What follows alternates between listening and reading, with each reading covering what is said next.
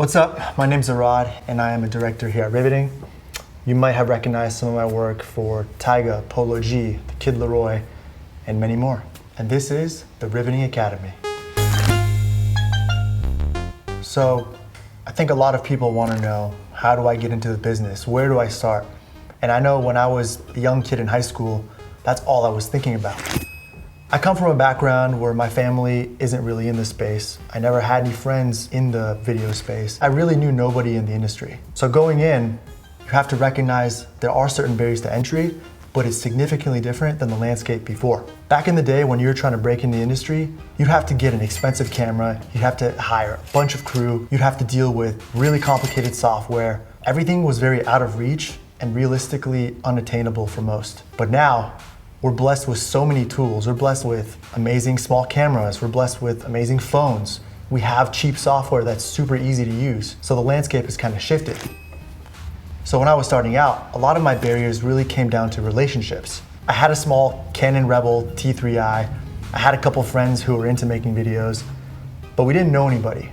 But the main barrier we had was relationships to artists. So here's what I did. I set out a roadmap for a long-term goal.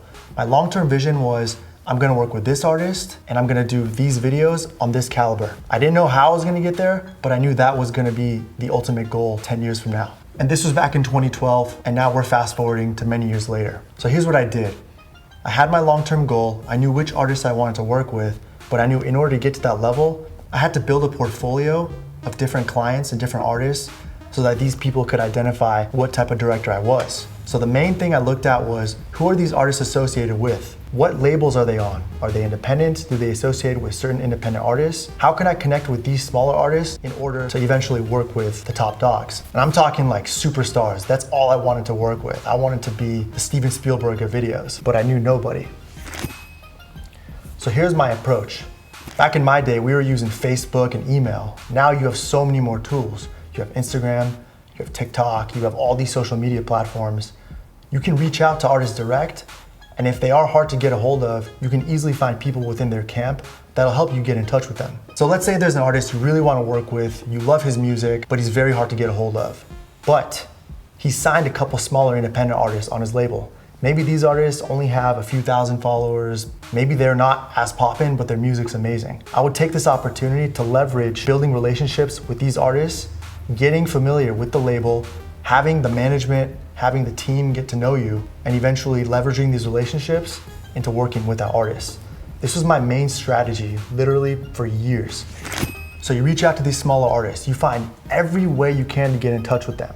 In my case, I was looking not just at the managers, but I was looking at everybody on their team. I knew who these people's security guards were, I knew who their photographers were, I knew who did their hair and makeup, their glam, I knew all the people around them on their teams, and generally these people were much easier to get a hold of. So what I did back in the day was I would just shoot emails and Facebook messages and try to reach out to all these people and tell them, hey, I'll come shoot your artist for free. Let me come shoot a concert. Let me do a video. Let me take some photos. Let me edit this little promo for you. Let me do whatever I can for you guys and be a resource for you. I basically was, you could say, a Swiss Army knife as a filmmaker, wearing multiple hats and doing multiple jobs, but just really trying to tap in and lock in with this label and with this group of artists. So I started small. I was working with super low-key underground artists who I loved their music. We did a bunch of videos and I was doing free work for years. I know not everybody has the luxury of doing free work, and sometimes you do have to, do the jobs that pay your bills. But I would highly recommend prioritizing doing projects that you're passionate about, working with artists who you believe in, and really taking the time to develop your craft with these artists. This is how you're gonna keep breaking the barriers and entering the industry. You wanna find an artist who you really believe in. But on the other hand, you also wanna make sure they really believe in you. All my growth in my career as a director has really just come with growing with an artist, multiple artists. Usually it starts with one. One artist is your catalyst, but then that snowballs into the next artist, and then it goes and continues to get bigger and bigger from there. So if you can leverage these relationships, learn how to use different tools, different softwares, operate a camera, get familiar with different teams and different artist camps, I think you have a great foundation for breaking the barriers into the industry.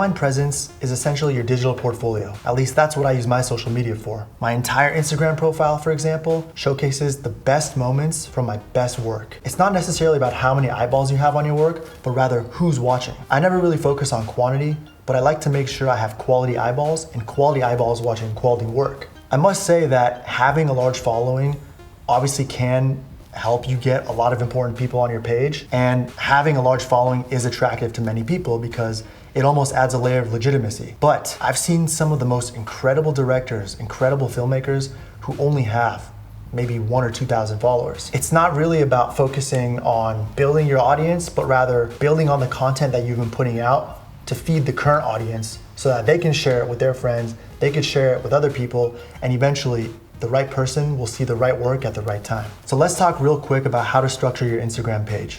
In my opinion, your Instagram should be like your highlight reel. Focus on maybe having the best 30 seconds of this video, the best screenshots of this video, and make sure you're using your favorite moments and moments that'll catch someone's attention instantly. Unfortunately, with social media, you have to be aware that people are just scrolling. So if you're putting up a 3 to 5 minute video, realistically not many people are gonna watch it.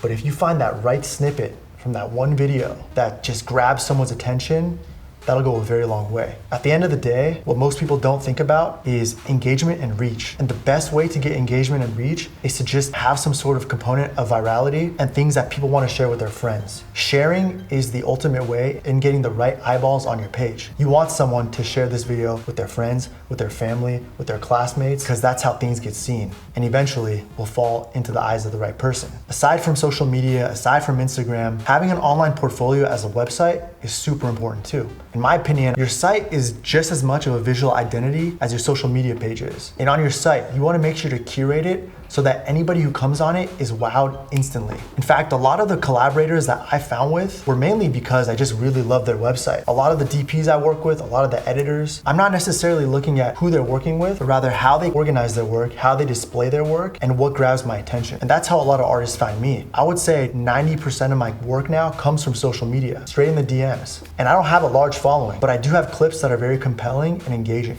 On your website, I wouldn't focus on filling up the page with a bunch of work. You just want to find the best videos, your best projects, and make sure you showcase them right in someone's face as soon as they enter your site. I've seen a lot of websites where people try to do very artistic things and have it be a little more complicated.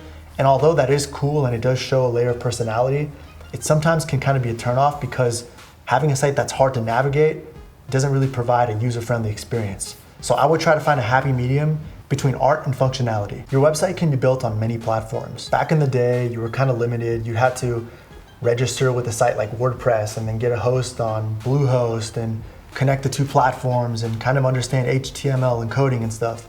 But now it's become a lot easier to build and develop a website. There are sites like Squarespace, Wix, different platforms that allow you to build a website for a small monthly or yearly fee. And honestly, that's what I use. Finding a template and finding a format that allows easy accessibility, easy mobile functionality, and something that's really appealing to the eye are the three most crucial things. Remember, a majority of their people are looking at your website from their phones. So if you try to develop some cool desktop website, odds are nobody's actually gonna look at it from there. So no matter what outlet you're trying to present your work on, whether it's your website or your Instagram page or your TikTok, remember, it's not about the quantity of eyeballs, but the quality and who's watching.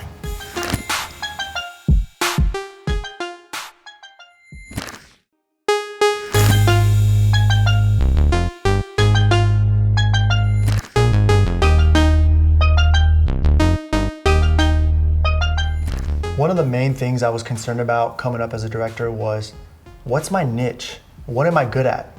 What's my voice? And it's not something that you're expected to know immediately, especially when you're first entering the industry. You might not exactly know what your niche is. And that obviously comes with going on different shoots, working with different clients, and just experimenting to see what you enjoy doing. Finding your niche takes time. And honestly, as you get older, as you start to do more shoots, your vision will continue to evolve and you will finally be able to learn what your real niche is. Let me give you an example. Somebody like Steven Spielberg, right? Or Martin Scorsese. You're watching their movies and you're wondering, how is it still so amazing, even throughout all these years? It's because these guys have experienced so many things in their life, especially up to this age. They've traveled to so many places. They've worked with so many amazing actors. They've had all these experiences accumulate, and eventually lead them to discover what their niche is. That's how you should feel as a director. I would say the most important thing in finding your niche is to just try different things. Try a fashion shoot. Try a shoot that's maybe inspired by comedy. Try a shoot that's maybe a little bit outside your comfort zone. The only way you'll really know what type of niche you have as a director is by trying different things. And all that comes with is practice, time, and experimentation.